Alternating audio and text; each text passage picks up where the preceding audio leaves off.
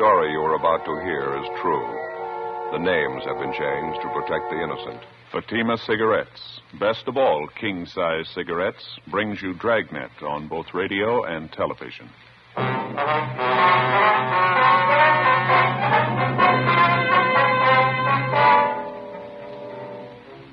You're a detective sergeant. You're assigned to homicide detail. A 38-year-old woman disappears. She leaves her sister and her 4 children behind. There's evidence of foul play. Your job, find her. In Fatima, the difference is quality. Yes, in Fatima, the difference is quality. Prove it yourself today. Compare Fatima with any other king-size cigarette. 1. Fatima's length filters the smoke 85 millimeters for your protection. 2. Fatima's length cools the smoke for your protection. 3. Fatima's length gives you those extra puffs, 21% longer than standard cigarette size. And in Fatima, you get an extra mild and soothing smoke, plus the added protection of Fatima quality. Definitely the best quality in its class, but the same price as the cigarette you're now smoking. Buy Fatima in the bright, sunny yellow pack. Best of all, king-size cigarettes.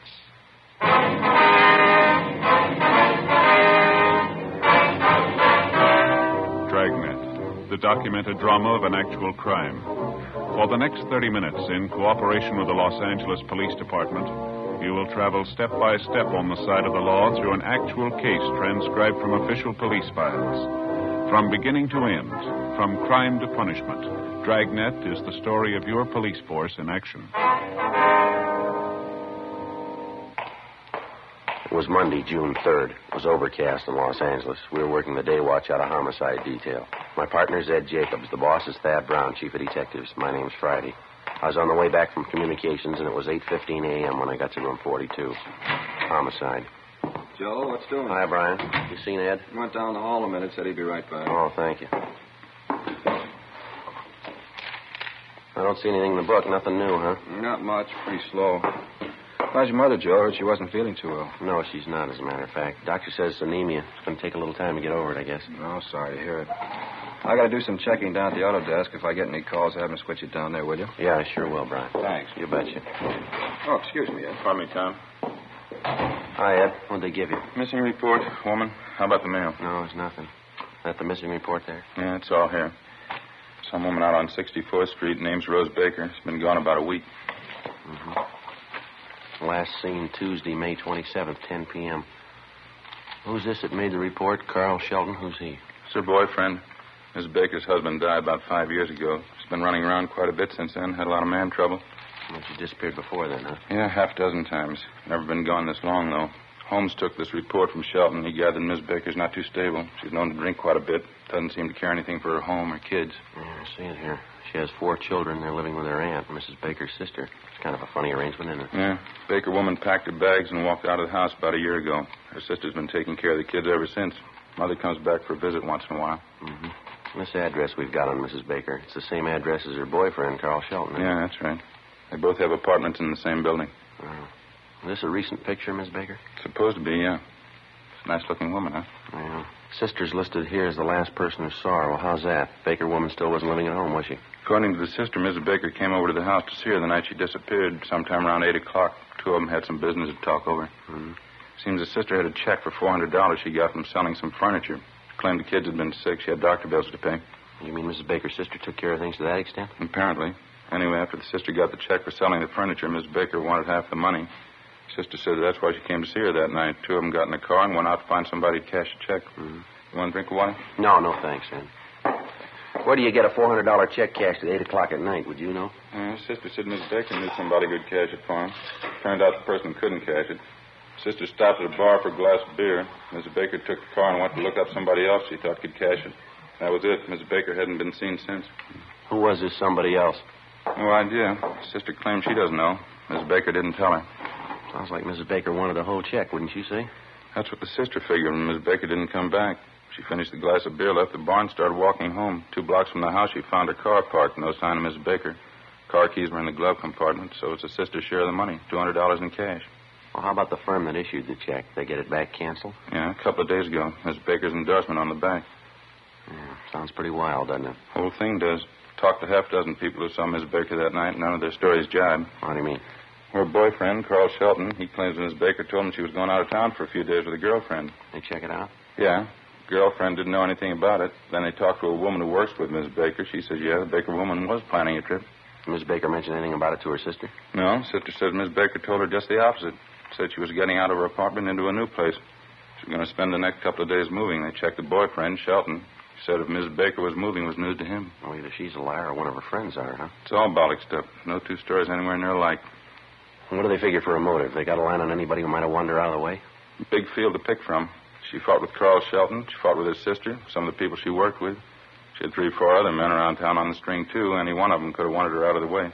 All her relatives have been checked out, and all her friends, places she'd be most likely to go? I'll check. Not a trace of her, nothing.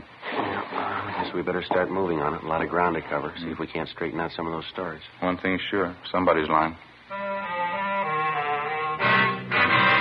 8:35 a.m. Before we left the city hall, we checked with Sergeant Holmes in Missing Persons, who'd taken the report on Rose Baker's disappearance.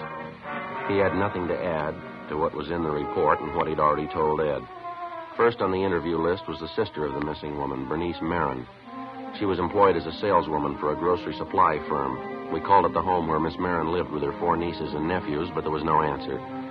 The next-door neighbor told us that Miss Marin was working, that she usually didn't get home until 4:15 or 4:30 in the afternoon. In the meantime, we figured we might as well check the next name on the list, Mrs. Baker's boyfriend, Carl Shelton. We'd already checked him through R&I, and he had no record. We drove out to his address, a 3-story apartment house on 64th Street. Shelton's apartment was on the main floor rear. He answered the door in his bathrobe and slippers. He told us that he was employed at one of the local oil refineries, and that this particular week he was working the graveyard shift, 11 at night until 7 in the morning.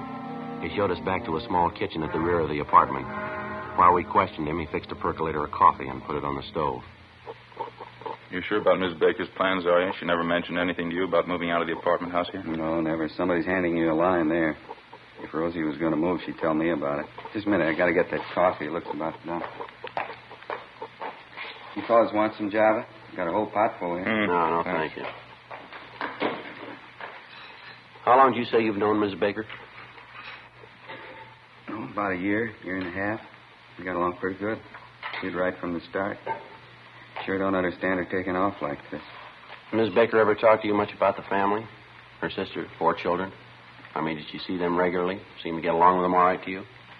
I don't think I'd know that. Rosie never had much to say about them. The only thing I could gather was that she just got sick of the routine, you know. Keeping up a house, doing the wash, mopping, dusting, taking care of 4 kids. She just checked out, that's all. Let her sister Bernice take over. Mm. If you ask me, she never should have had a family to begin with. Rosie isn't the kind. She's a party girl, likes a good time, you know what I mean? Something I don't understand, Shelton. You said a minute ago you couldn't figure out Miss Baker's going off like this. When you filed a missing report on her, you said she was planning a trip out of town. Yeah, that's right. Well, isn't it possible she might have taken off without telling you? No, I don't think so. She'd have told me. She's planning a trip, all right, but she wasn't going to leave till the next night, Wednesday night. She's going to pick up this girlfriend of hers, Iris, and the 2 of them were going to take the bus down to Laguna for a couple of days. Well, it's our understanding this girlfriend, Iris, didn't know anything about the trip.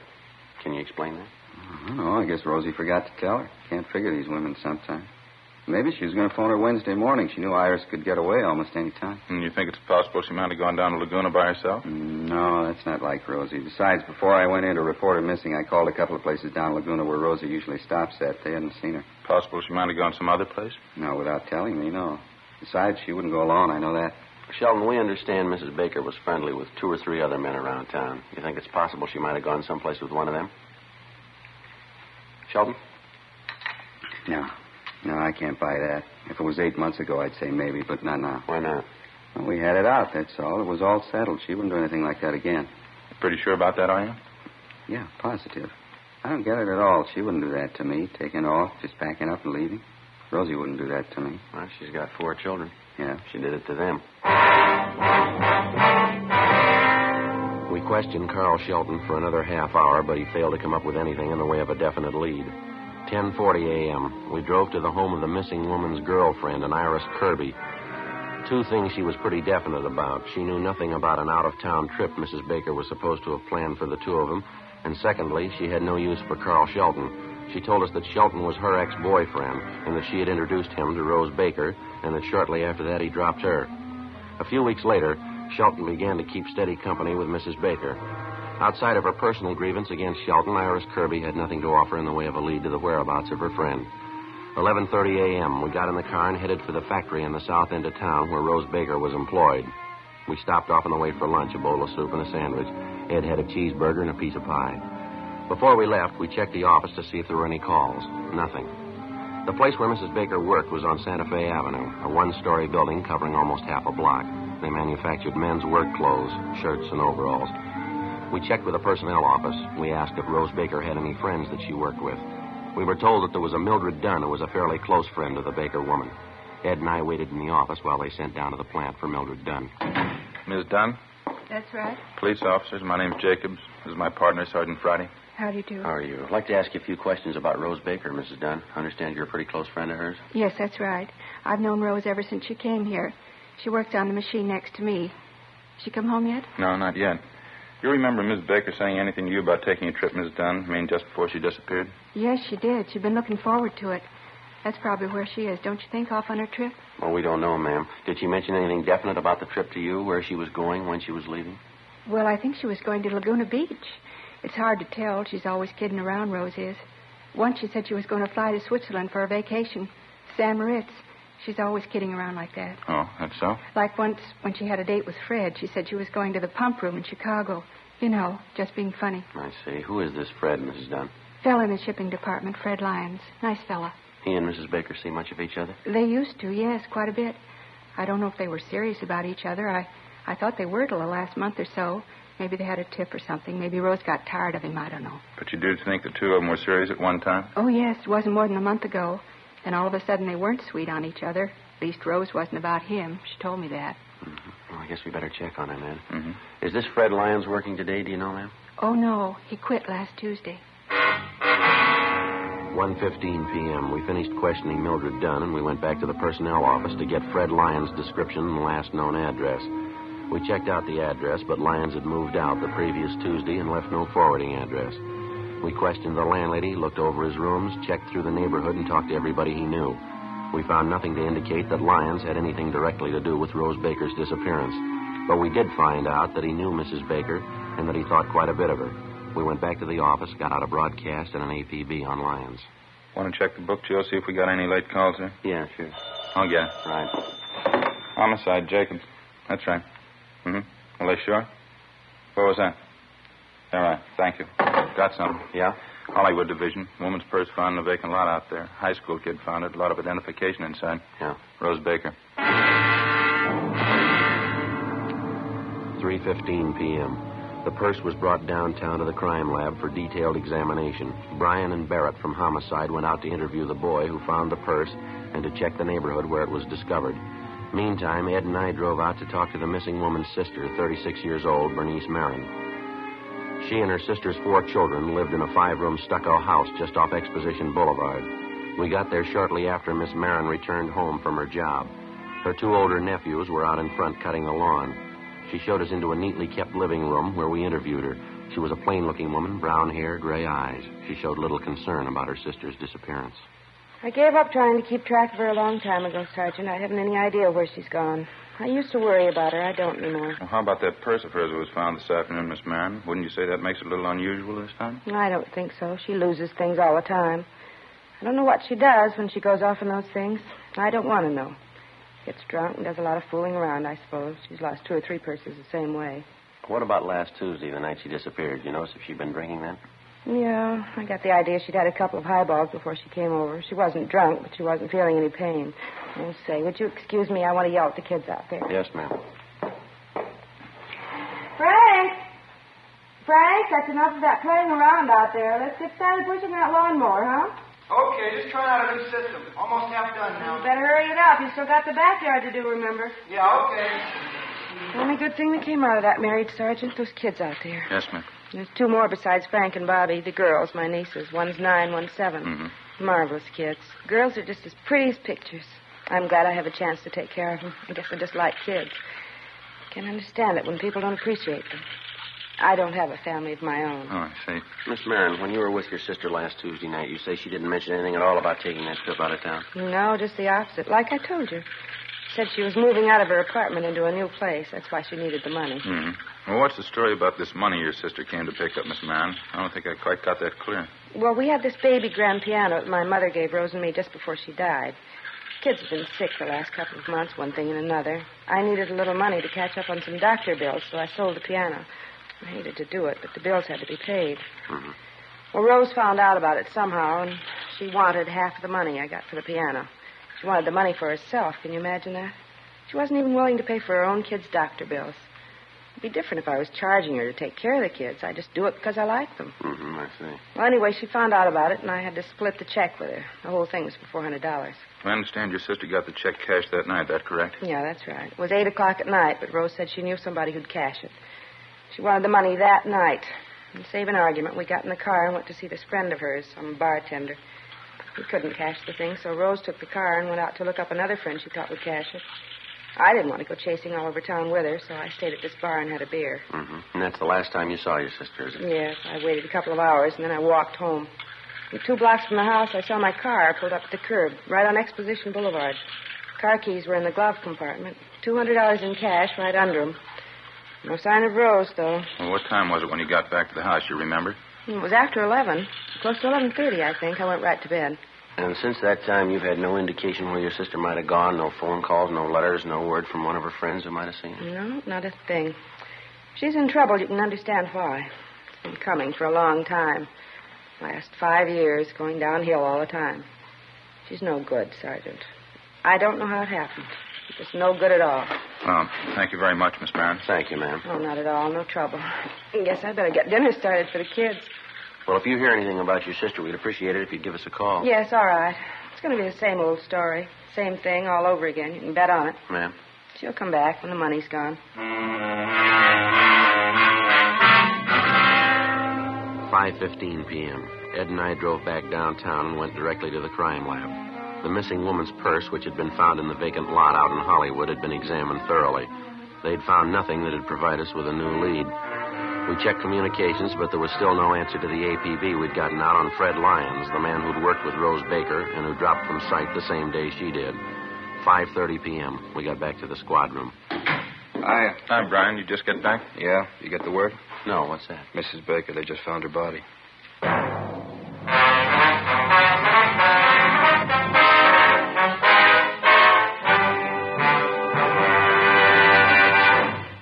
You are listening to Dragnet, authentic stories of your police force in action. Comparison proves Fatima quality. Prove Fatima quality yourself today. Compare Fatima with any other king-size cigarette. 1. Fatima's length filters the smoke 85 millimeters for your protection. 2. Fatima's length cools the smoke for your protection. 3. Fatima's length gives you those extra puffs, 21% longer than standard cigarette size. And in Fatima, you get an extra mild and soothing smoke, plus the added protection of Fatima quality. Friends, to show our confidence in Fatima, we make this money-back guarantee. Buy a pack of Fatimas. Enjoy Fatima quality, extra mildness, and superbly blended tobaccos. If you're not convinced Fatima is better than the king-size cigarette you're now smoking, just return the pack and the unsmoked Fatimas by August 1st, 1952, for your money back plus postage. Fatima, Box 37, New York 1. Remember, because of its quality, its extra mildness, its better flavor and aroma, more smokers now insist on Fatima than ever before. Insist on the best. Fatima, extra mild and soothing, plus the added protection of Fatima quality. Smoke Fatima. Best of all, king-size cigarettes.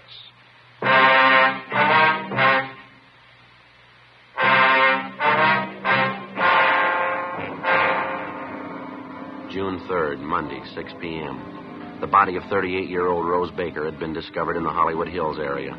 Approximately 3/4 of a mile from the intersection of Mulholland Drive and Oak Knoll Terrace, a dirt road branched off to the left of Mulholland and wound about 300 yards down the hill to a dead-end stop. Just below the guardrail, which circled the edge of the road, there were 2 eucalyptus trees. They overlooked a deep ravine covered with scrub oak and patches of laurel. Halfway down one slope of the ravine, they found the body of the missing woman. There were 2 bullet holes in the left side of the skull. There was another one at the base of the throat. In her clenched right hand, there was a 50-cent piece.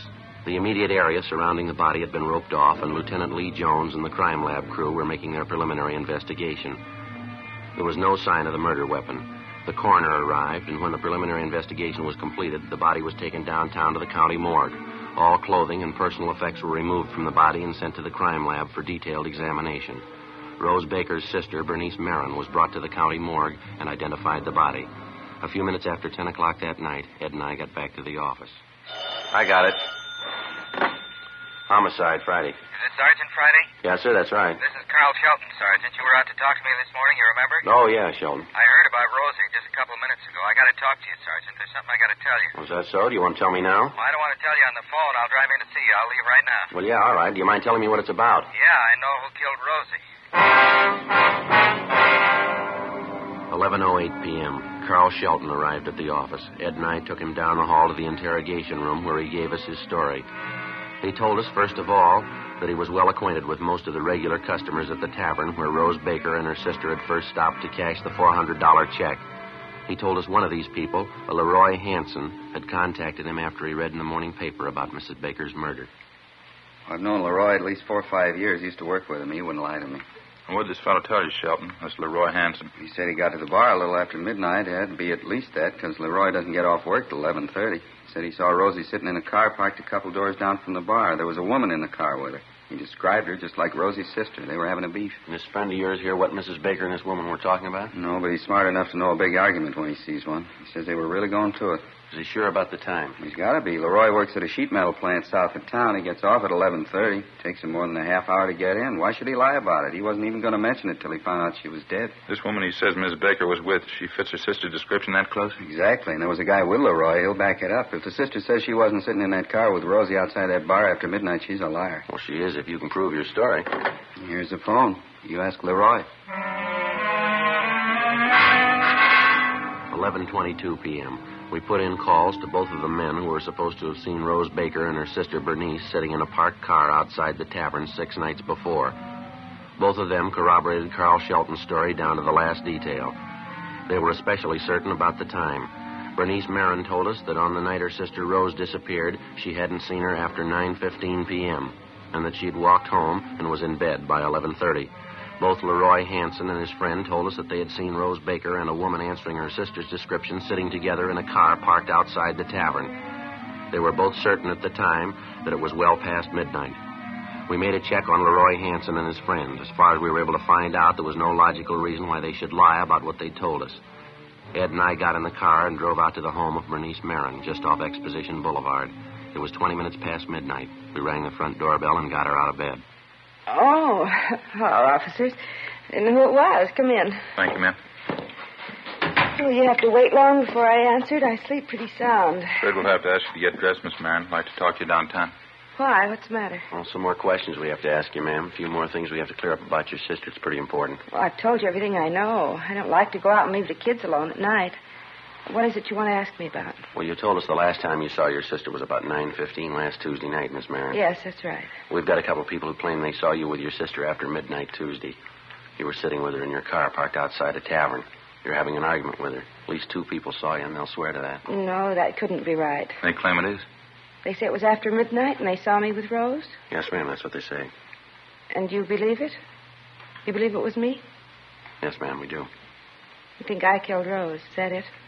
Yes, ma'am, we think so. How about it, Miss Marin? It'll take me a minute to get my clothes on. I want to talk to the oldest boy, my nephew Frank. Would it be all right? I'll have to go along with you. All right. This way, down the hall. All right.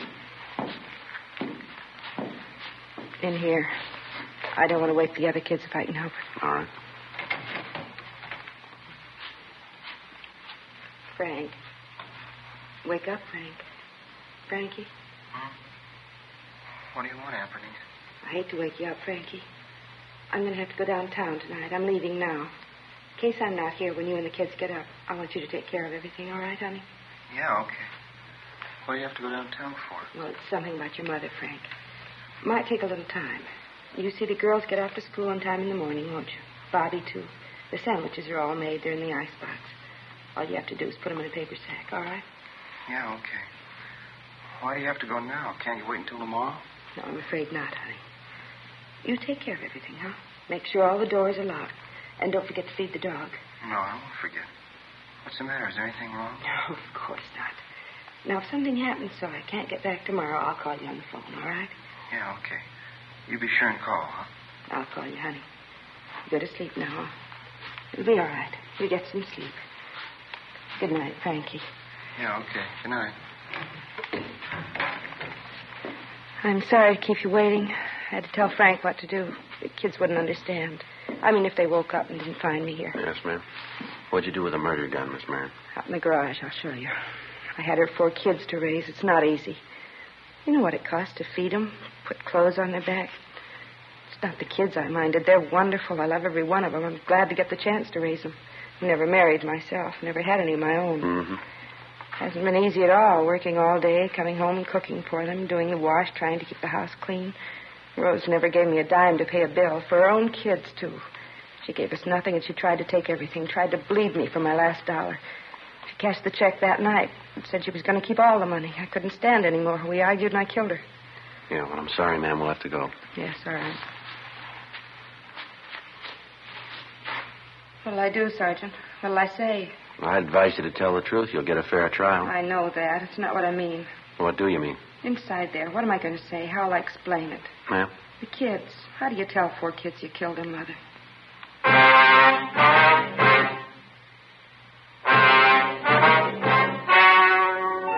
The story you have just heard was true. The names were changed to protect the innocent. On October 3rd, trial was held in Superior Court, Department 92, City and County of Los Angeles, State of California. In a moment, the results of that trial. Now, here is our star, Jack Webb. Thank you, George Fenneman. Friends, I make it a habit to carry 2 packs of Fatimas around with me. One's for my smoking, and the second one's for smokers I see with other king-size cigarettes. All I have to say is, here, compare Fatima. I know they're going to be sold on Fatimas the next time we meet. How about comparing Fatima yourself? You'll find Fatima's length filters the smoke 85 millimeters, cools the smoke, all for your protection. You get those extra puffs because Fatima is 21% longer than standard cigarette size. And Fatima gives you an extra mild and soothing smoke, plus the added protection of Fatima quality. Prove it today. Buy Fatima.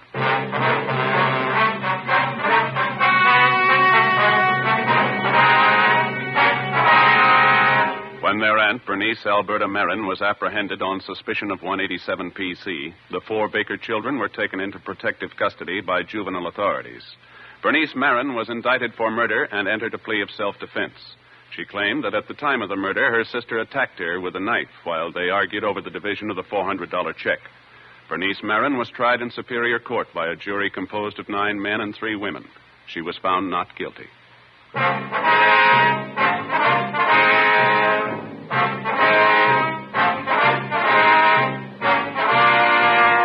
You have just heard Dragnet, a series of authentic cases from official files. Technical advice comes from the Office of Chief of Police W.H. Parker, Los Angeles Police Department.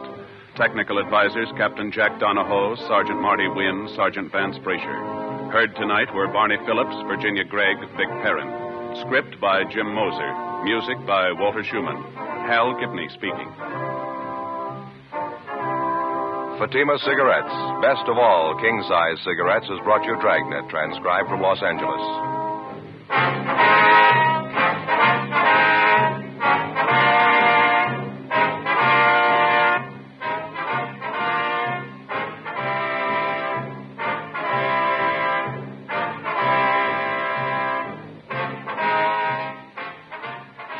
Next, it's Counter Spy on NBC.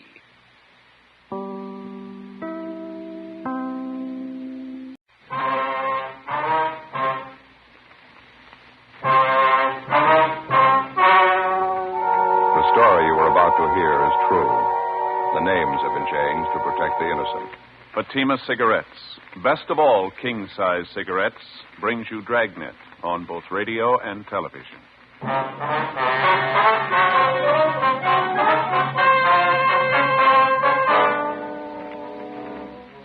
You're a detective sergeant.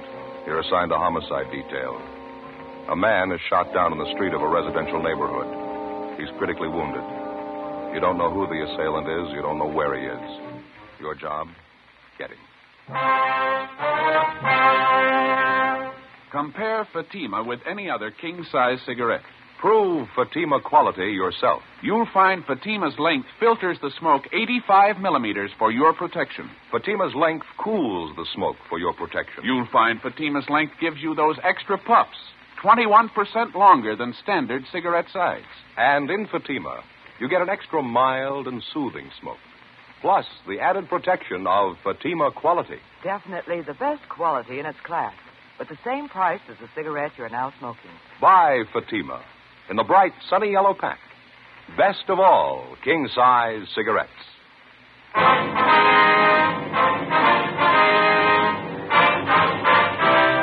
Dragnet, the documented drama of an actual crime. For the next 30 minutes, in cooperation with the Los Angeles Police Department, you will travel step by step on the side of the law through an actual case transcribed from official police files. From beginning to end, from crime to punishment, Dragnet is the story of your police force in action. January 20th was mild in Los Angeles. We were working the night watch out of homicide detail. My partner's Ed Jacobs. The boss is Thad Brown, chief of detectives. My name's Friday. I was on the way back from dinner, and it was 9:57 p.m. when I got back to the city hall, room 42, homicide detail. Hi, make it in time? No, they were closed up. Oh, that's too bad. Where'd you eat? Oh, that cafeteria down the street was terrible. Nothing at all, huh? Well, I figured I'd be safe with a corned beef hash. Even that wasn't much. Soggy, Probably standing all day. That's too bad. I asked Johnny if he'd stay open a couple of minutes late. Told him you were coming right over. The place was closed tight when I got there. Couldn't raise any money. Tough luck. Short ribs were really good tonight. Some great pie, too. Boysenberry. Best I had anywhere. Mm-hmm. Say, you got any of those bicarb pills in your locker? I could sure use one. I'm afraid not. Gave the last one to Gene Bechtel tonight. Oh. He ate at the cafeteria, too. Hiya. Oh, hi. What do you say? Any phone calls for me yet? Muriel down at the staff's office called. That run you asked for, they got it ready. It was the only call, huh? Yeah. Mm-hmm. What is it, Al? Something wrong? No, why? You've been moping around like you lost your best friend. What's the matter? You mad at the world? No, just my in-laws. The wife had her father and mother over for lunch today. The old man's getting to be a real pain in the neck. Don't get along with him, huh? I keep trying to. Doesn't seem to do much good. All he can think of is money. It's all he can talk about. Why let it bother you? My in-laws have been talking about it for years. Forget it. He won't let you. The minute he puts his foot inside the front door, it's the first thing you hear. Crusty old guy. That pipe he smokes enough to knock you over. Why don't you duck out when they come over? Tell them you got a call. You have to go to work. Yeah, the wife's onto that one. She makes me hang around. Keeps telling me her father and mother like me. You never know it. The old guy's a real tyrant. See, the wife comes from a big family. Every time I see her old man, he has to make a point of telling me how smart his other sons-in-law are. How much dough they're making. Yeah, I see. Yeah, same routine every time. One of his daughters married a carpenter. He's making $20 a day. One of them married a hod carrier. He's making $25 a day. Always ends up asking me how much I'm making. Why don't you tell him it's none of his business? I did today. That's what started the argument. I walked out. Crusty old guy. Yeah, well, I get it. Homicide, Friday. Yes, sir. Where? Mm-hmm. Would you repeat? Yes, sir, I have it. Fine, thank you. Yes, sir, right away. Shooting, Kirkman near Alpine. Let me grab my coat. No details? Man down on the sidewalk, apparently hurt bad. Neighbor said it was a family fight. Come on, we better hustle it, Al. Let's go. That's one good thing about this job. How do you mean? Trouble. You don't know what it is till you hear about other people's. Sergeant Al Shambra, Ed and I drove out to the scene of the shooting. Code 3, red light and siren. We located the victim lying on the sidewalk approximately 50 feet from the intersection of Kirkman Avenue and Alpine Street. He was a dark-haired man, looked to be in his early 40s, tan complexion, well-built. He'd been shot several times in the chest, once in the shoulder. He appeared to be unconscious. A handful of curious neighbors were standing by. One of them, a short, balding man, identified himself as Ernest Whitley. He said he was the victim's next-door neighbor. What's the man's name, Mr. Whitley? Wally Radford lives right next door to me. Been my neighbor for years. Where do you live? This apartment court right here. I live in the cottage next to the end when they're in number 8. Wally lives in number 9. One right on the end there facing us. Yeah, what do you know about the shooting, Mr. Whitley? Well, I didn't have anything to do with it. I was watching television with the wife. I heard the shots outside. You can ask the wife. She'll tell you. You heard the shots outside of Radford's cottage, is that right? Yeah, that's right. Where's the ambulance? Why don't they come? They've been notified. They're on the way. Well, who did the shooting, Whitley? Would you know that? Well, not for sure. We were watching television, like I said, when I heard the shots, wife and I. First I heard the shots, and then I heard somebody yell. I thought it was some high school kids in a hot rod or something. You know, horsing around outside. Wife told me to get up and take a look anyway, so I did. Uh-huh. On the way to the door, I heard another shot. Then somebody yelled out again like they were hurt. Must have been 6 or 7 shots anyway. Just as I opened the door, I saw Wally go running past. I didn't know what was coming off. He ran right out toward the street here. Weaving back and forth, looked like he'd had a couple of drinks. I didn't know what it was. You didn't see the actual shooting? You didn't see anyone with a gun? Well, no. The only one I saw was Wally. He ran right by me, holding his hands up to his chest. I yelled to him, but he didn't stop. I didn't know if he was drunk or what. When he got out here to the sidewalk, I saw him fall down. I went after him. It was terrible. Say, either one of you got a smoke? Yeah, sure. Look, I'm still shaking like a leaf. There you go. Swell. Thank you. On the light? Yeah, please. Thanks. You're welcome. Was Radford still conscious when you reached him, do you know? Just about, yeah. I don't know how many times he was shot. He was rolling around on the ground. Pain was terrible. The whole front of his shirt was all stained. I yelled to Mike Desmond, one of the other neighbors. He called you fellas. Did Radford say anything to you? How it happened? He kept moaning about the pain. That made me sick. It was a relief when he passed out. Mm-hmm. Did he tell you how it happened? Yeah, his wife. I figured that was it when I saw what was wrong with him. He told you his wife shot him? Well, they had a big fight today, Wally and his wife. Started this afternoon, been going on all day, all night, yelling at each other, throwing things around. I never expected this, though. Something must have snapped. She must be out of her mind. Where's his wife now? I don't know. Still back in their cottage, I guess. I've been here since the shooting. I didn't see her leave. Joe? Yeah. We got our hands full. Now, what do you got? Just talking to one of the neighbor women back in the court here. She said a Mrs. Radford phoned her about 5 minutes ago. Identified herself as the victim's wife, cottage number 9. What did Miss Radford want with the neighbor? She said she was giving fair warning. She wanted her to pass the word along. What do you mean? Claims she's going to kill anybody that comes after her.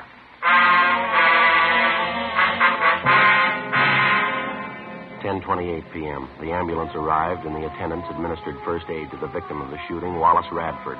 Before he was rushed to Georgia Street Receiving Hospital for further treatment, Radford regained consciousness long enough to confirm the fact that it was his wife who shot him. That was about all he could tell us before the sedatives took effect. The 2 officers and 2 of the radio cars which were standing by were detailed to keep the crowd away from the apartment court where the shooting took place, in particular Cottage 9, where the Radfords lived. The blinds were drawn in the house. There were no lights showing. We called the Radford cottage on the phone, but there was no answer. Al Shambra and Ed circled around and back for a closer look at the place. I continued interviewing the Radford's next-door neighbor, Ernest Whitley. I guess I should have known it'd come to this someday, the way they've been fighting lately, Wally and his wife.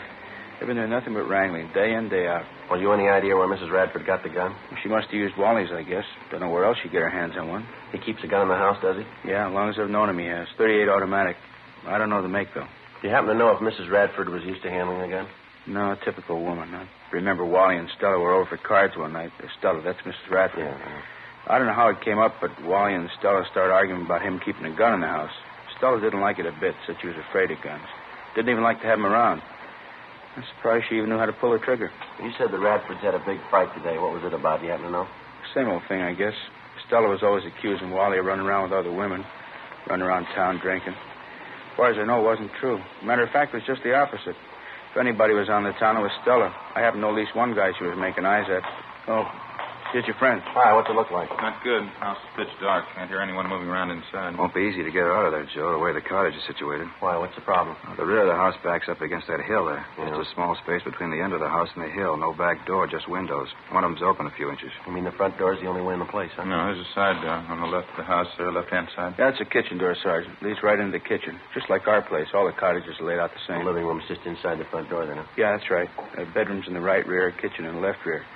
A small bathroom leading off the bedroom leads to the left. She won't come out peaceably. How about a tear gas shell? That ought to bring her out. Well, I don't know if we'll need it, Al. Might be a waste of time. Whitley here was just telling me Mrs. Radford isn't familiar with guns. You think she know how to reload the automatic, Whitley? No, sir. I'm pretty sure she wouldn't. I don't even know if Wally had another clip of shells around the house. Even if he did, Stella wouldn't know what to do with it. Well, how about the clip that's already in the gun? Good chance she's got a couple of shells left. She fired more than half a dozen of them, I know that. She must have gone crazy. There were at least 7 or 8 shots. Well, they're just about empty in the gun. How about it? You want to try rushing your place? Let's go. Okay with me. All right, you better stay out here for the time being, Mr. Whitley. Might be some shooting. No use you taking any chances. Yes, sir. Sure. Okay, Sergeant. I'll be right back here if you want me. Thank you very much. All right, let's try it. How you want to handle it? Why don't you and Al take the side door? I'll go in the front. You want to see if we can get a rise out of her first? Yeah. Might be she'll give it up without a fight. I'll call out to her a couple of times first. If there's no answer, we'll rush the place. Okay. Now, let's make it all together, huh? Just wait for a signal. I'll call it out. All right. Okay. That's it. Side door just behind the shrub over there. Give us a little time to get around her, huh? Yeah, now, when I call out the rush, make it fast. It's the only thing we got in our favor. We'll try and surprise you. Right. See you later. Be careful. Mrs. Radford? Miss Radford, can you hear me? Police officers, you've got your place surrounded. We want you to come out. Can you hear me, Miss Radford? We want you to come out. Miss Radford? All right, let's go. Hit the door.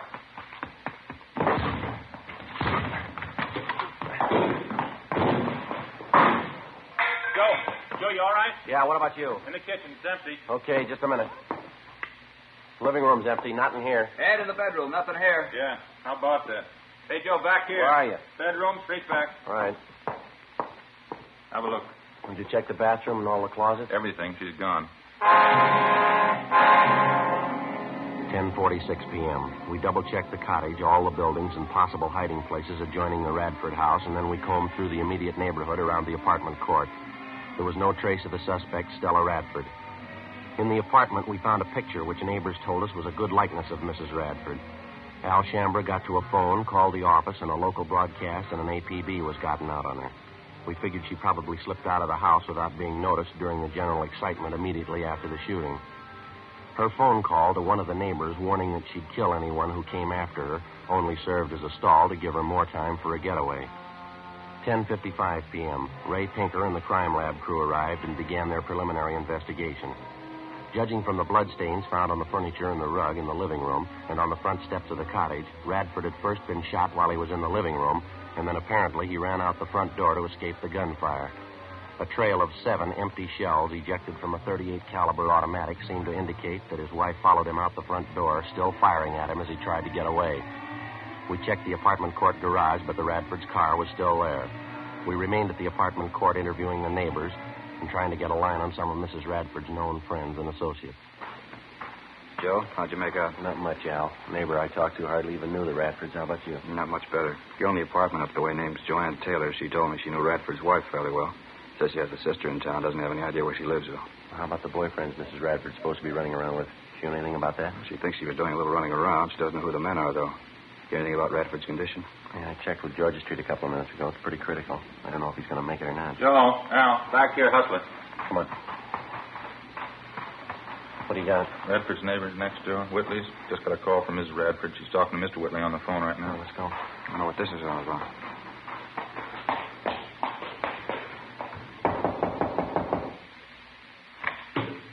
Oh, yeah, Sergeant. I was just going to run and get you. You have Mrs. Radford on the phone? I did, yeah. She hung up just before you came in.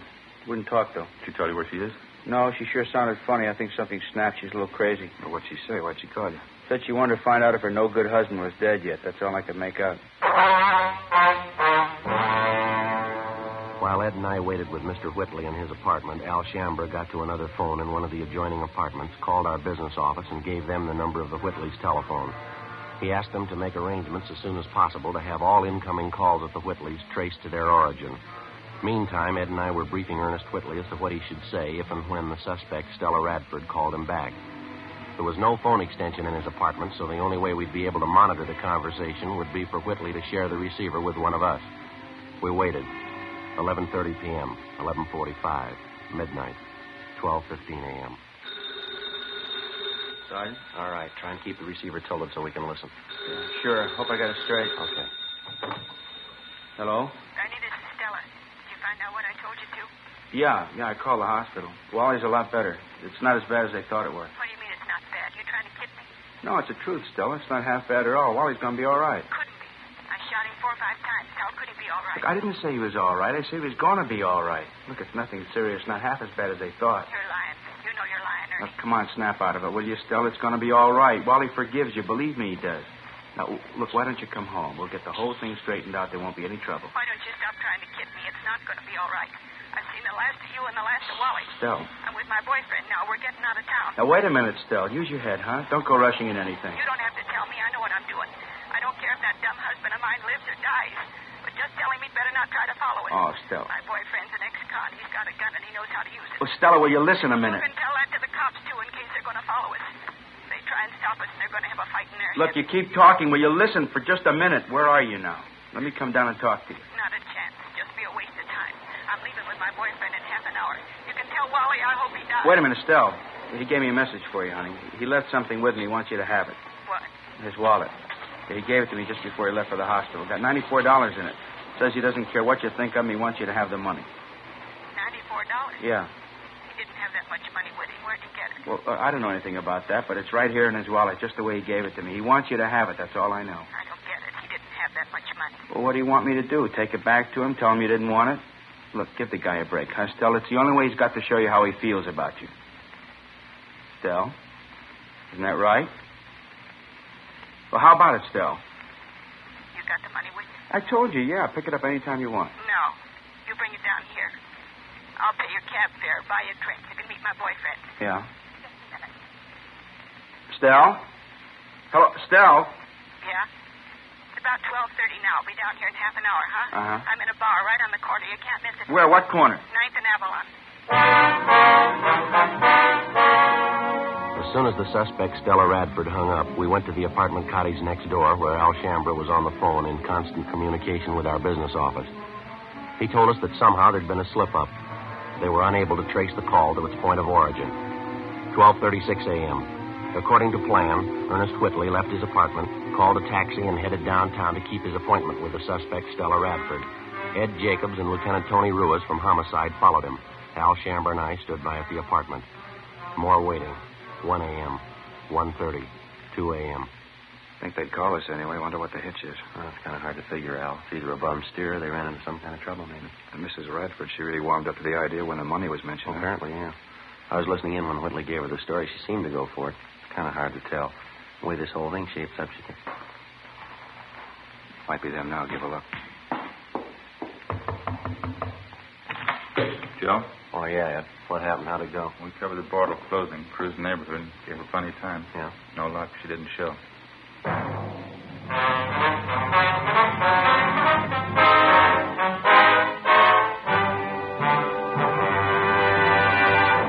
You are listening to Dragnet, authentic stories of your police force in action. Fatima, America's first, largest-selling blended cigarette. Now king-size. The only king-size cigarette that makes you this money-back guarantee. Buy a pack of Fatimas. Enjoy Fatima quality, extra mildness, and superbly blended tobaccos. If you're not convinced Fatima is better than the king-size cigarette you're now smoking, just return the pack and the unsmoked Fatimas by August 1st, 1952, for your money back plus postage. Fatima, Box 37, New York 1. Buy Fatima. Compare them with any other king-size cigarette. 1. Fatima's length filters the smoke 85 millimeters for your protection. 2. Fatima's length cools the smoke for your protection. 3. Fatima's length gives you those extra puffs, 21% longer than standard cigarette size. And you get an extra mild and soothing smoke, plus the added protection of Fatima quality. Remember, more smokers now insist on Fatima quality than ever before. Buy Fatima. In Fatima, the difference is quality. Best of all, king-size cigarettes.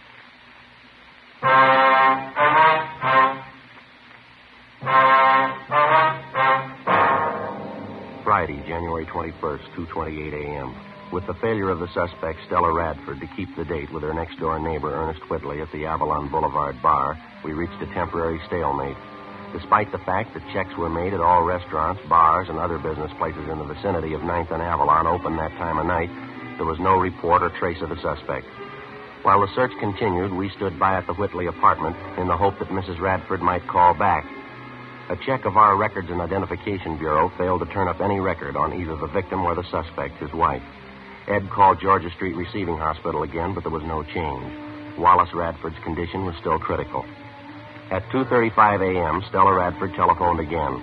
While we listened in, she told Whitley that she'd had no intention of keeping that appointment with him at the Avalon Boulevard bar. She told him that she knew he was working with the police, that she saw officers follow Whitley to the bar where they were supposed to have met.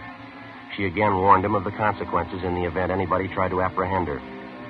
After she hung up, we checked with the business office, and they told us that the calls had been coming from a telephone prefix which was impossible to trace. 10 minutes later, Whitley got another call from the Radford woman. The conversation went on for the better part of 20 minutes. She didn't seem to make much rhyme or reason. Her only concern was the condition of her husband, whether or not he was dead. She hung up abruptly, but 15 minutes later, she called Whitley again. Look, Stell, I told you there isn't going to be any trouble. Now, why don't you go and see Wally? He's lying down there in the hospital. He wants to see you. How about it, huh, Stell? Is he dead or not? That's all I want to know. My boyfriend and I are leaving first thing in the morning. I want to find out before I Why don't you at least give me a chance to talk to you, Stell, huh? We've been good friends. You know I wouldn't do anything to hurt you or Wally. Now, let me talk to you, huh? There's nothing to talk about. If you got anything to say, you can tell me now. All I want to do is find out about I Wally. told you he's hurt, but he's going to be all right. It's not serious. Stell? Why don't you stop lying to me? But I'm not lying, Stell. I wouldn't lie about something like that. What's the matter with you anyway? You been drinking? What's it your business? You're not kidding me, Ernie. You're trying to help the cops. Don't you think I know that? What kind of a fool you think I am? But I'm trying to help, Stell. That's all. Sure, you're trying to help. Not me, though. You're trying to help the cops. I know they're with you. When we made that date to meet at the bar, you told them all about it. No. You left the house and they left right after you. I know Stell. all about it. No, you got it wrong, honey. I'm trying to help both of you, you and Wally. I'm trying to help the best way I know how. Now, why don't you come home? I told you we'll straighten the whole thing out. There won't be any trouble. Don't hand me that. I said we're leaving town, me and my boyfriend. Now, what about that money? $94. She said Wally wanted me to have. Yeah, that's right. He does. Now, how can I get it to you if you don't trust me? Get away from the cops, that's all. Oh, Stell. Maybe I could use the money, but I'm not giving myself up. Look, you're wrong about the cops, Stell. Believe me you are. Now, why won't you let me meet you someplace? Any place you want, just let me talk to you. How many times do I have to tell you there's nothing to talk about? All I want to know is about Wally. Is he dead yet? But I told you, he's not dead. He's going to be all right. But why can't you believe me? It's not what they thought. Wally will be okay. Ed, in the next room. But what for, Stell? Why? Now, come on, snap out of it, huh? No, it's the truth, so help me. Yeah, what's the matter? Well, it just happened to strike me. Did you hear that streetcar that just went by a minute ago? Yeah, I did. Why? Did you notice a little before that when we were listening on the phone? Sounded like the same thing coming over the line, didn't it? Yeah, come to think of it, it did. Matter of fact, I heard it a couple of times coming over the phone. It's pretty regular. Yeah, that's what I mean. Streetcars have been passing by here regularly, too. Not much of a time lapse either. Not much more than a minute. Mm-hmm. Well, I mean between the time when we hear it over the phone and the time the streetcar actually passes this place. Yeah. Well, if we've got the right angle, there's only one way to figure it here. She's phoning from somewhere in the neighborhood, and she's fairly close, wouldn't you say? Where do we start looking? Well, car tracks only run two ways. 3:30 a.m. Ed and I went back into the next room and continued to monitor the conversation between Whitley and Mrs. Radford. Whitley seemed to know how to keep the suspect talking, even though the purpose of her conversation seemed to make little or no sense. At 3:42 a.m., while we listened in, on the other end of the line, we again heard the sound of a streetcar approach and pass. Ed checked his watch. Approximately 1 minute, 38 seconds later, we heard a streetcar pass by in front of the apartment court. Before Ed and I left, we jotted down a note for Whitley asking him to keep Mrs. Radford on the line just as long as possible. We got in the car and drove north along the car tracks at about the normal speed of a streetcar. 1 minute and 38 seconds of driving brought us a distance of little more than 8 blocks. It was on the fringe of a park area. There were only 3 residential buildings in the immediate vicinity. There were no lights showing in any of them. We checked the location for public telephones, but we found none. 4:15 a.m., we turned around, drove back to the apartment court, and using the same timing procedure, 1 minute, 38 seconds at 25 miles an hour, we drove along the car line in a southerly direction. Sure not much of a choice. Bars are closed, most of the restaurants. No lights burning on this block. A few up ahead there in the next block, Ed. Yeah. Got to come pretty soon, doesn't it? Yeah, it's a minute right now. I can't see how we'd be wrong on it, can you? Too much to write off is just a coincidence. A minute, 15 seconds. A minute, 20. Better slow down, huh? Yeah. What do you think? Well, it's a service station across the street. Yeah, it's closed up. Well, a lot of them have outside payphones, don't they? You see any? No. None on this side. Let's see, I'll pull up in there, huh? Yeah. There's a phone booth in the back there. There's no lights, though. Looks like somebody in it. Yeah. Looks like a woman. Yeah, it is. Come on. All right, hold it up, lady. She's running for it, Joe. All right, come on. Hold it up, lady. Police officer. Let go. Let go of me. What do you think you're doing? Police officers, lady. Here's our identification. I'd like to talk to you. You leave me alone. Just leave me alone. That's all. I don't have to talk to you. Your name's Stella Radford, isn't it? No, it isn't. Is that your identification? Who sent you here? Who was it? Are you Stella Radford? You couldn't have found out. How'd you know I was here? It was Ernie, wasn't it? Him and his friends. He told you. No, ma'am. I don't see how you found me. Somebody had to tell you. You never could have found me. I don't see how I made any mistake. Yeah, that's right. Let's go, lady.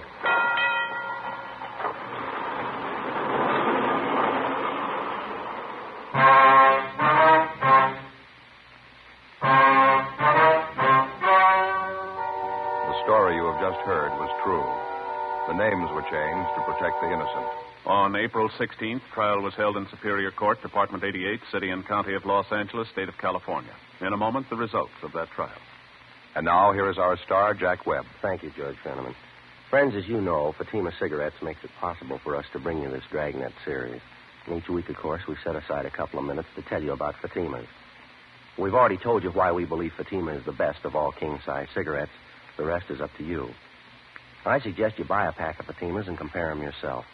Fatimas give you an extra mild and soothing smoke, plus the added protection of Fatima quality, something no other cigarette has. Look for that bright, sunny yellow pack tomorrow and try Fatima.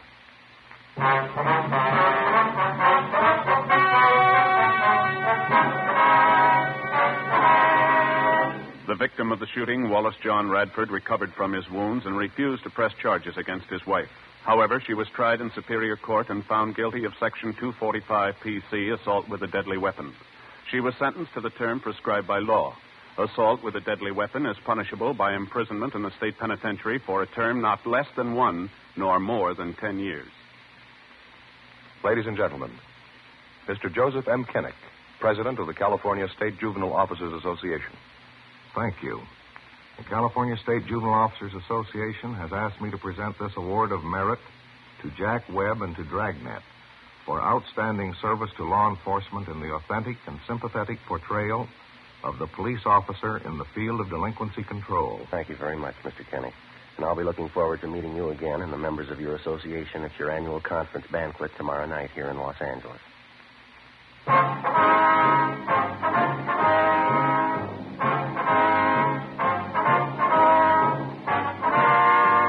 You have just heard Dragnet, a series of authentic cases from official files. Technical advice comes from the Office of Chief of Police W.H. Parker, Los Angeles Police Department. Technical advisors Captain Jack Donahoe, Sergeant Marty Wynn, Sergeant Vance Brasher. Heard tonight were Barney Phillips, Herb Ellis, Jack Crucian, Helen Cleve. Script by Jim Moser. Music by Walter Schumann. Hal Gibney speaking. Fatima Cigarettes, best of all king-size cigarettes, has brought you Dragnet, transcribed from Los Angeles.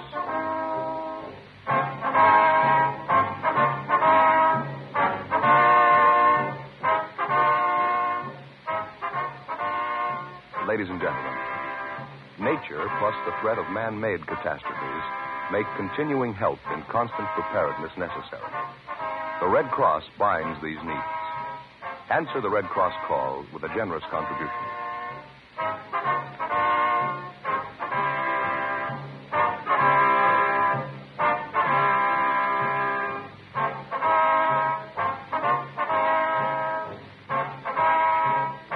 Now it's Counter Spy on NBC.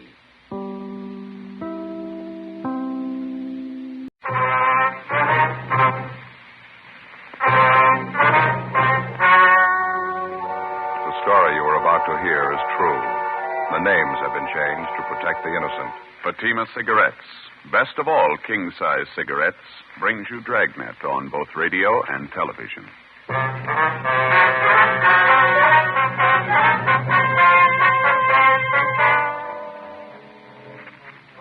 You're a detective sergeant. You're assigned to juvenile division. You get a call from one of the bus line terminals in your city. A 7-week-old baby has been abandoned in the depot waiting room. There's no sign of the mother, no lead to her whereabouts. Your job? Find her.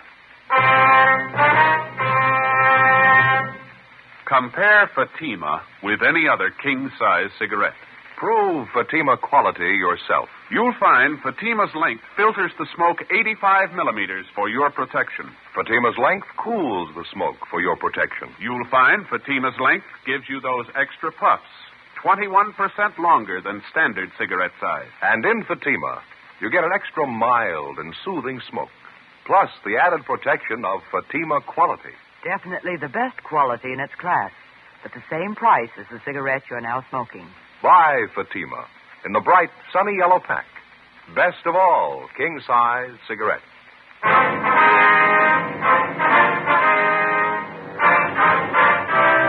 Dragnet, the documented drama of an actual crime. For the next 30 minutes, in cooperation with the Los Angeles Police Department, you will travel step by step on the side of the law through an actual case transcribed from official police files. From beginning to end, from crime to punishment, Dragnet is the story of your police force in action.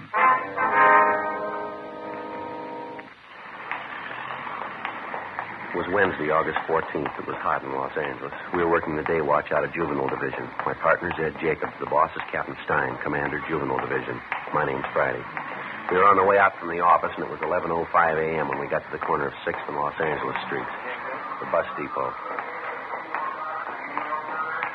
Excuse me, ma'am. You Mrs. Lewis? Yes, that's right. Are you the police? Yes, ma'am. This is my partner, Sergeant Jacobs. My name's Friday, Juvenile Division. Well, how do you do? I'm certainly glad you're here. I've been waiting around this depot for hours. I don't know what to do. The baby must be getting pretty heavy, ma'am.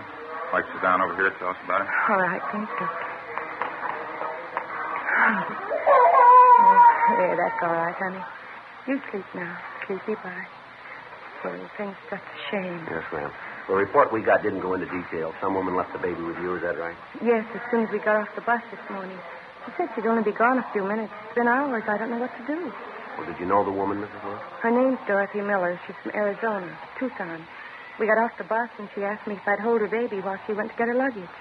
She said she'd meet me right there by the information desk. She's been waiting ever since. She hasn't come back. I don't know what to think of it. Well, how well do you know this Dorothy Miller, ma'am? Well, not too well, but she seemed like such a nice girl. Friendly and very sociable. We sat together all the way in. You got on the bus with her at Tucson, is that it? Oh, no. I'm from Cincinnati. I got on the bus there and then went down to Dallas. Had a visit with an aunt of mine down there. I see. I got another bus at Dallas to come out here. Went along the southern route. Very nice. Same bus I came in on this morning. I'm out here to meet my husband, Army man. He's coming in on a transport from overseas. Coming in tomorrow. Mm-hmm. Now, you say this Dorothy Miller boarded the bus at Tucson with a baby. She rode all the way into Los Angeles with you. Yes, right into this depot. She sat in the seat next to mine. We struck up a conversation. Got to be quite good friends. He's such a cute baby. I just can't imagine. Well, how'd the Miller woman seem to you, Miss Lewis? All right? I mean, was there anything odd about her behavior? Anything unusual? No, nothing at all. Seemed to me to be a perfect mother. Took good care of the baby. Wonderful care. That's what's so upsetting. For her to go off like this. Leave her baby with a stranger. It doesn't make any sense. Well, now, you say you talked to this Dorothy Miller quite a bit along the way, ma'am. I beg your pardon? What was that? Maybe if we move out the car, Joe, it'd be a lot easier to talk out there. Yeah, that's a good idea. Ms. Lewis, would you mind coming along with us to our car? It's parked just down the street. Should be a little quieter around. Yes, all right. I have these two beliefs. All right, I'll get them, ma'am. Oh, thank you. Be out this way. Excuse me. Sorry. Pardon me. Sorry? Pardon me, please. Help you with one of those, Ann? No, that's okay. Just down the street here, ma'am. Oh, my. Isn't it a beautiful day? What a shame, all this trouble. Yes, ma'am. Can you make it all right, Miss Lewis? Oh, yes, I think so. I'll slip the police's in back. There's plenty of room there. Yeah, okay. Give me a hand. Okay. Now, about this Miller woman, Miss Lewis, I was going to ask you. Yes? Well, did she happen to tell you where she lived in Tucson, if she had any people there, any family? No, I don't recall anything like that. She talked about some of the girlfriends she had there, their babies. She didn't mention any of them by name, though. How about her description, Miss Lewis? Anything unusual there? No, I wouldn't say so. Small girl, 5'3" or 4", I'd say. 110 or 15 pounds, dark hair, shoulder length, dark eyes, nice complexion. Very pretty eyes. About how old would you say? 20. That's what she told me, anyway. She said she had a birthday in May. I remember we talked about that. She was born under the same sign I was, Taurus the Bull. Mm-hmm. And all the talk she had with this Miller girl, she never gave you any reason to think that anything was wrong with her? Didn't seem to be despondent, depressed about anything? Perfectly normal girl, as far as I could tell.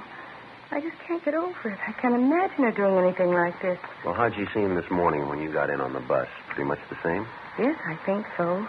We got off the bus together. She had her hands full with the baby, so I helped her off with the hand valise she was carrying. Mm-hmm. When we got inside the waiting room, she mentioned that she had to go pick up some luggage from the check stand. She asked me if I'd mind very much holding her baby while she went after it. I said no, not at all. She went around the corner of the baggage stand, and that's the last I saw of her.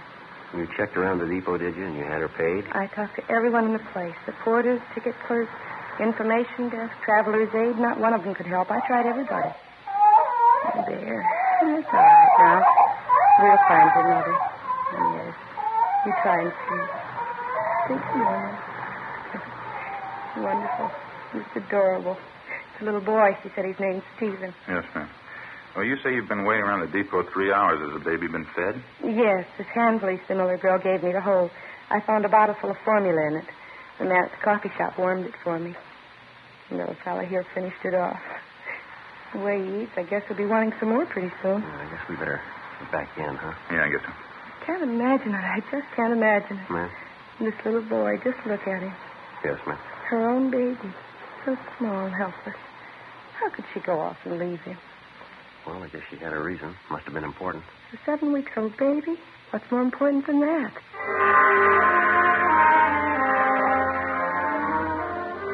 Before we left the bus depot, Ed contacted the clerk at the depot information desk and left our card with him. If anyone came in to make inquiries about the abandoned child, he was to advise them to get in touch with us. 11:48 a.m. The woman who'd been left with the baby, Mrs. Marjorie Lewis, agreed to return to the office with us and give us a complete report on everything she knew about the case. As soon as we got back, we briefed Captain Stein on what happened, and he assigned policewoman Betty Stone to come in and help out with the baby. A cursory examination seemed to indicate there was nothing abnormal about the baby, no apparent deformities. We checked the blanket and the baby's clothing, but we found no identifying marks of any use to us. Policewoman Stone made the baby comfortable for the time being, and then she began to check through the contents of the small valise which the baby's mother had left with Mrs. Lewis. It contained the usual assortment: baby oil, powder, dextrose, a few cans of milk, a couple of blankets, and a supply of diapers. Ed and I continued to interview Mrs. Lewis. Is this the Miller woman's first baby, do you know, or did she happen to mention it? Yes, it's her first. That's what she told me, anyway. Did you talk about the baby's health at all? Was there any trouble there, would you know? Well, she did say she had some trouble with the formula at first. It didn't seem to suit the baby. Wasn't anything serious, though. As a matter of fact, that does worry me a little bit, Sergeant. What's that? The baby's formula. Mrs. Miller did say it had to be fixed a special way, and some special medicine she put in it, too. Are you sure the baby's going to get good care? Yes, ma'am. There's no need to worry. He'll be moved to General Hospital. They'll look after him. But the special formula, the medicine she was giving him, will they know about that? Will they know how to feed him? Well, they've handled cases like this before, Ms. Lewis. They're pretty competent people. They'll know what to do. I surely hope so. I don't know why I'm so concerned. I guess it's just the little fellow's so small, all alone, so helpless. Terrible shame. Yes, ma'am. About this special formula the baby has to have, what's the reason for that? Would you know? The baby been sick recently? No, I don't think so. Mrs. Miller did say he was a little sickly when he was born, spent a little time in an incubator. I don't believe it was critical, though. At least I didn't gather that. Well, thank you very much, Ms. Lewis. Appreciate your cooperation, everything you've done on this. Not at all, Sergeant. I only wish I could be more help. You mind telling us where you'll be stopping in town, ma'am? Possible we might have to contact you again. Well, I don't have any reservations. I was thinking of staying at a hotel close to downtown. Well, there's a big convention in town. Most of the places are pretty crowded. We'd be glad to help you find a hotel space if you like. Oh, well, that's certainly very nice of you. Not at all. Sergeant Friday, could I see you a minute, please? Yes, all right. Would you excuse me, please? Sure. Yeah, Betty. For a policewoman, I'm not bad at checking diapers. How do you mean? Over here. The valise the mother left with Mrs. Lewis. Mm-hmm. Did you come up with anything? Didn't think so at first. Went over the valise, everything inside, nothing. And I started putting the things back in the bag. Found this in that stack of diapers there. Mm-hmm. Paid receipt for a hospital bill. Maternity ward. Santa Maria Hospital, Tucson. There's the patient's name right there at the top. Mm-hmm. Dorothy Miller. 12:30 p.m. A local broadcast and an APB was gotten out on Dorothy Miller.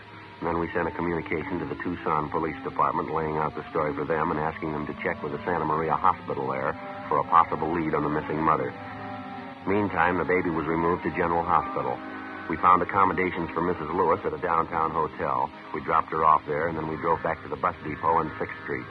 We tried to locate the driver of the bus on which the Miller woman and her baby had arrived that morning.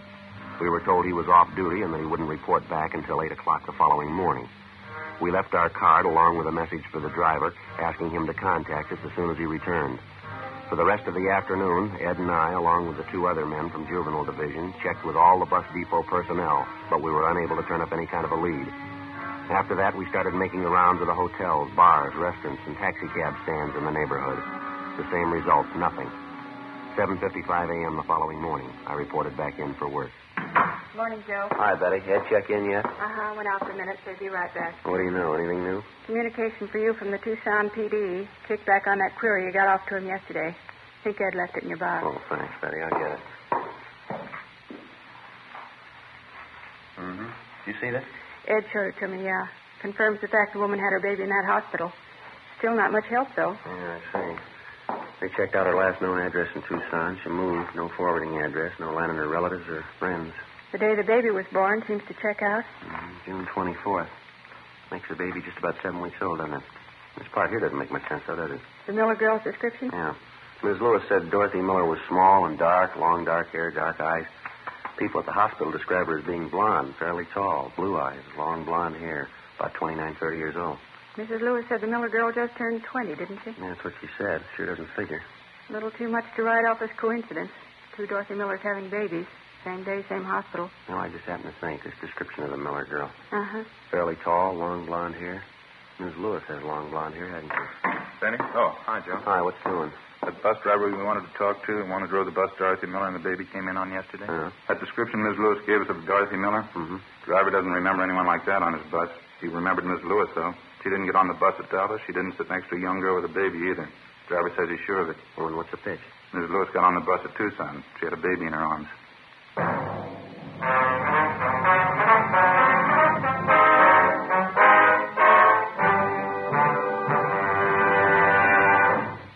You are listening to Dragnet, authentic stories of your police force in action. Fatima, America's first, largest selling blended cigarette. Now king size. The only king size cigarette that makes you this money back guarantee. Buy a pack of Fatimas. Enjoy Fatima quality, extra mildness, and superbly blended tobaccos. If you're not convinced Fatima is better than the king size cigarette you're now smoking, just return the pack and the unsmoked Fatimas by August 1st, 1952, for your money back plus postage. Fatima, Box 37, New York 1. Buy Fatima. Compare them with any other king-size cigarette. 1. Fatima's length filters the smoke 85 millimeters for your protection. 2. Fatima's length cools the smoke for your protection. 3. Fatima's length gives you those extra puffs, 21% longer than standard cigarette size. And you get an extra mild and soothing smoke, plus the added protection of Fatima quality. Remember, more smokers now insist on Fatima quality than ever before. Buy Fatima. In Fatima, the difference is quality. Best of all, king-size cigarettes.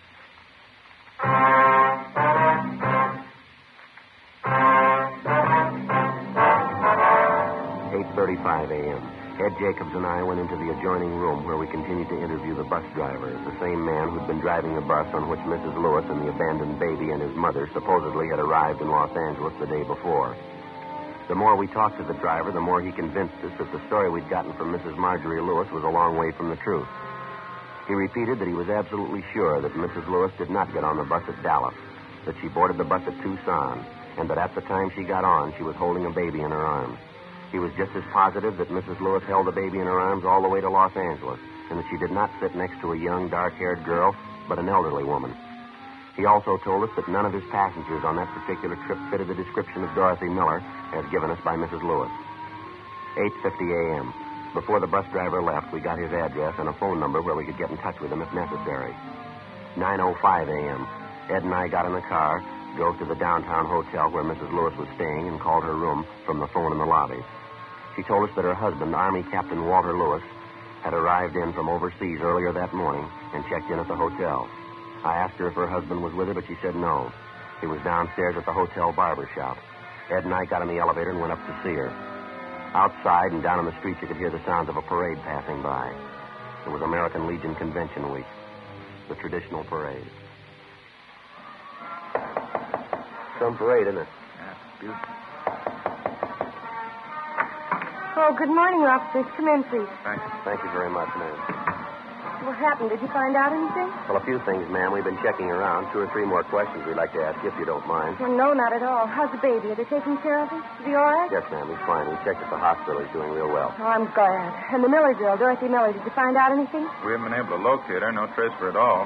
While we're here, Miss Lewis, a few things we'd like to have you straighten out for us. Well, I'll do anything I can to help. I think I already told you everything I could remember about the girl. Well, now, we're going to be honest with you, Miss Lewis. We don't think you're telling the truth. What? Well, I don't understand. We talked to the man who was driving the bus you came in on yesterday. The same bus you say Dorothy Miller and her baby were on. Yes, that's right. Well, the bus driver couldn't remember the Miller girl. Told us none of his passengers even came close to her description. Well, there was quite a few people on the bus. I guess you can't blame him for not remembering her. He remembered you, Miss Lewis. You were sitting near the front of the bus. He doesn't remember anyone with a baby sitting next to you, though. I guess he made a mistake. He can't remember everything. Well, he said you were holding the baby.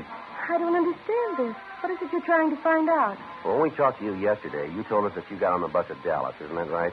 Yes. What would that have to do with it? The bus driver says you got on a Tucson.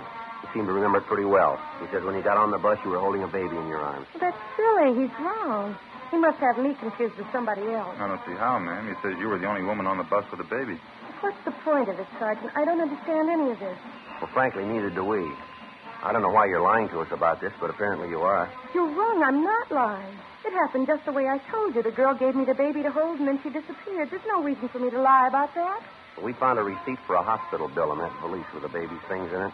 The receipt was made out to Dorothy Miller. Well, that proves it, doesn't it? She was on the bus with me, and her baby was with her. The check was made with the hospital at Tucson. They remembered the name Dorothy Miller. She gave birth to a baby boy about 7 weeks ago. She wasn't the same girl you described to us, though. Description wasn't even close. Well, then it must be a mistake.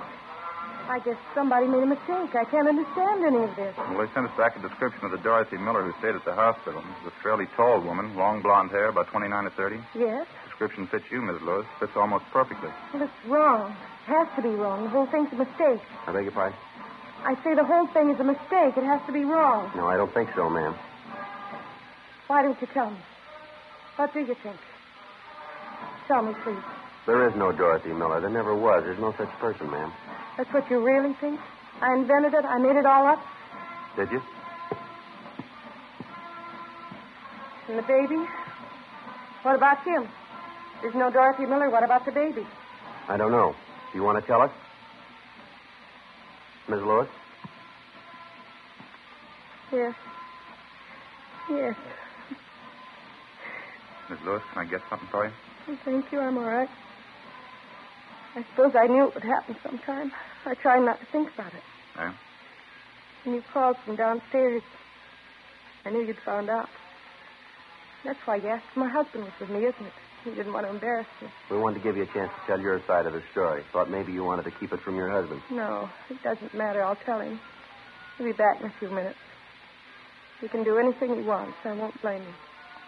He'll pack his bags and walk out and leave, and I won't blame him. All right, you want to tell us about it? Well, I think you know. My baby. My own baby, and I couldn't keep him. There wasn't anything else to do. Nothing. My own baby. You made up the whole story about the girl, Dorothy Miller, her leaving the baby with you? Miss Lewis? Such a beautiful day, isn't it? Big crowd for the parade. They're lined all the way up the street. You must have had a reason for it, Miss Lewis, giving your baby away. Now, do you want to tell us about it? That's all right. Won't make any difference. It's done. It's all done. It's my husband I'm thinking about, Walter. I'm going to have to hurt him, and I don't want to hurt him. I don't know how I'm going to tell him. Tell him what, ma'am? I tried to make him understand. All the time before he left for overseas. It was almost 2 years ago. I tried to make him understand. He wouldn't listen. He didn't believe me. Thought I was fooling. Yes, ma'am. I love him, Sergeant. I tried to explain. I didn't want to be alone, having him away all the time. I knew there was going to be trouble. I knew it. I didn't want to be alone. He didn't understand. He only said I was fooling. Yes, ma'am. He left for overseas in October, Walter. Almost 2 years ago. I went down to Wilmington. I saw him leave on the boat. I stood there and watched him go. I wasn't going to see him. 24 months. Wouldn't see him. No children, no family. Just a 2-room apartment. If he only believed me. He only would have taken me with him. Where were you living at that time, ma'am? Up the coast, just beside of Santa Barbara. I told Walter. I couldn't be alone. I needed something. We only had children. He'd only taken me with him. It didn't have to be this way. He could have taken me with him. He could have arranged it. He wouldn't. He left me here alone. I tried to tell him. He left me here alone. Yes, ma'am. I took it for a year. A whole year. 2-room apartment, being alone. I wrote to Walter twice a week. He wrote to me. It didn't do any good. He didn't want me with him. A whole year. And it got too much. You mean you could have joined him overseas? I don't know why. Kept writing to him. He kept putting me off a whole year. It got too much. 2-room apartment, alone. You can't spend your life that way. I started going out, having dates. I had to get out. Started going to parties, different people. Guess I drank too much. Didn't want to be alone. Guess I always drank too much. Mm-hmm. There's one party. Don't even remember who I went with. Guess it was drinking. I don't know. When I left, I don't even remember who I was with. It didn't have to be this way. It didn't have to happen like this. Are you all right, Miss Lewis? Is there something we can get you? No, I'm all right. I didn't know what to do when I found out. How the doctor, he didn't understand either. I mean, the way I felt. He said the baby would be born in June. I cried. He didn't understand. Yes, ma'am. When the time came, I went to Tucson, Arizona. Had my baby. At least I wasn't alone. Used a different name at the hospital. Dorothy Miller. Maybe it wasn't Walter's baby, but it was mine. It was mine. I thought at first it wouldn't make much difference, but it did, though. It did. Yeah? I knew what it'd mean. I loved Walter. I still love him. But if he found out, I knew what it would mean. Couldn't even think about it. I love Walter. I couldn't even think about telling him. So you figured on giving up the baby, huh? Giving him away. Is that the idea? I can't tell you how many times I worked it out in my mind, day after day. I almost went crazy with it. Walter, the baby, which one? I finally decided Walter. Don't you think it's fair? Don't you? Well, I wouldn't know, ma'am. It's your decision. It's up to you. I don't know how to tell him. Won't you help me, please? Help me tell Walter. All right. You like? It's a terrible thing. I mean, to make a choice when you have to hurt somebody. To have to choose between the two of them. One of them has to be hurt. Ma'am? The husband or my baby. Which one? 10:38 a.m. At Mrs. Lewis' request, Ed and I stayed on at the hotel room until her husband, Army Captain Walter Lewis, returned. He was a tall, dark-haired man in his late 30s, dark eyes, tan complexion. Mrs. Lewis was waiting in the adjoining room. It wasn't easy, but as best we could, Ed and I briefed the husband on what had happened. His first reaction was fairly normal. He took it pretty hard. We kept on talking to him. After a while, he calmed down. We laid out the whole story for him again. She turned the baby over to the police, is that it? She gave the baby up? Yes, sir. She figured it was the only thing she could do. Kind of hard to believe, isn't it? What's the answer? What am I supposed to do? Well, sir, I know it's none of our business, Captain. I think you might try looking at it from your wife's point of view, maybe. What do you mean? Well, it's pretty obvious. She's still in love with you. I think she's showing you that. Yeah? Well, she was in a jam. It was a big choice for her to make. She knew she was wrong. She made a mistake. She was ready to pay for it. It was either you or the baby. She knew that. She decided to give up the baby. Baby's all right now? Somebody taking care of her? Yes, sir. Baby boy. Where's Marge now, my wife? In the next room. I want to see her. Well, maybe you should wait just a little No, while. it's all right. Just want to tell her something. Aren't you?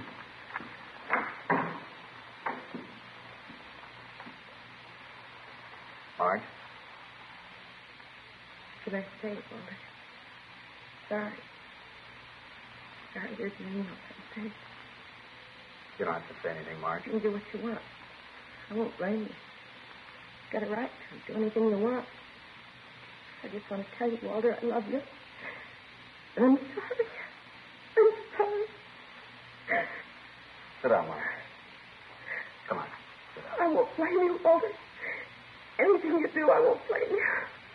It's going to be all right, honey. Nothing to cry about.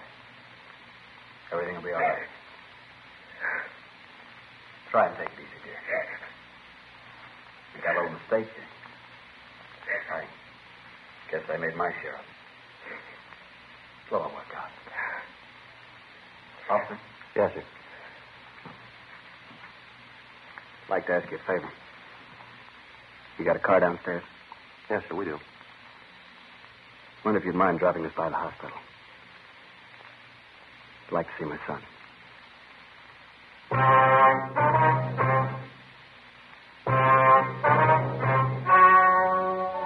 The story you have just heard was true. The names were changed to protect the innocent. On Thursday, August 15th, a meeting was held in the District Attorney's Office, City and County of Los Angeles, State of California. In a moment, the results of that meeting. And now here is our star, Jack Webb. Thank you, George Fenneman. Friends, you've just heard the 130th consecutive Dragnet broadcast for Fatima. Now, the only reason we're able to bring you these programs is because so many of you have switched to Fatima. If you haven't tried Fatimas yet, I wish you'd do this. Buy a pack and compare them with the king-size cigarettes you've been smoking. You'll find Fatima gives you an extra mild and soothing smoke. You'll like Fatima's better flavor and aroma.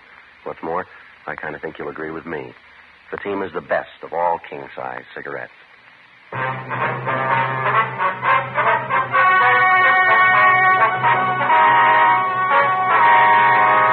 At the meeting in the District Attorney's Office, it was decided that in the interests of justice, no criminal complaint be filed against Mrs. Marjorie Lewis. The baby was released to the custody of her and her husband. Ladies and gentlemen, Betty Mills, Western representative of Radio and Television Mirror magazine. The editors of Radio and Television Mirror are happy to announce that in the annual awards poll conducted by Radio and TV Mirror magazine, American radio listeners from coast to coast have voted Dragnet their favorite program of its type for the second consecutive year. In addition, the nation's radio listeners have voted Jack Webb their favorite dramatic radio actor. Thank you very much, Betty, on behalf of our cast, our entire production staff, and myself.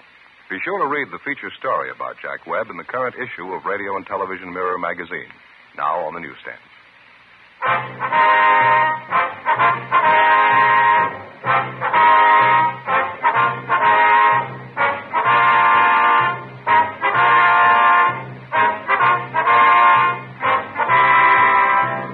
You have just heard Dragnet, a series of authentic cases from official files.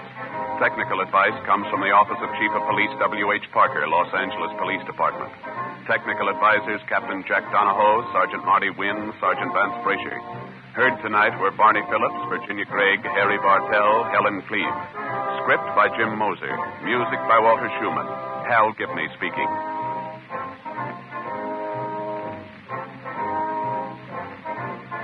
Fatima Cigarettes, best of all king-size cigarettes, has brought you Dragnet, transcribed from Los Angeles.